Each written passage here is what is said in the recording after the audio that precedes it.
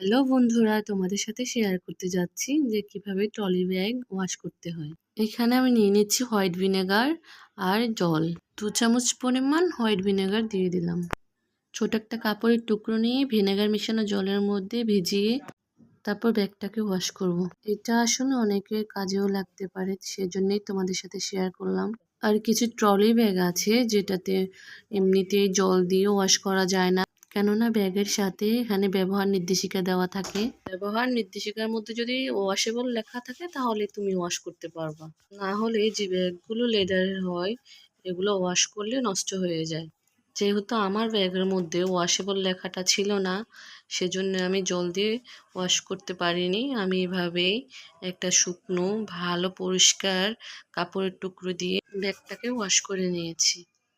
যেখানে কাপড় টুকরো দিয়ে ভালোভাবে পরিষ্কার করা যাচ্ছিল না, সেখানে ব্রাশ দিয়ে এভাবে পরিষ্কার করে নিয়েছি।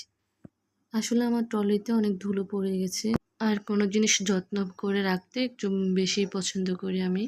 যাদের টাকা আছে তারা হয়তো বা একটা নষ্ট হয়ে গেলে আরেকটা নিয়ে আসে।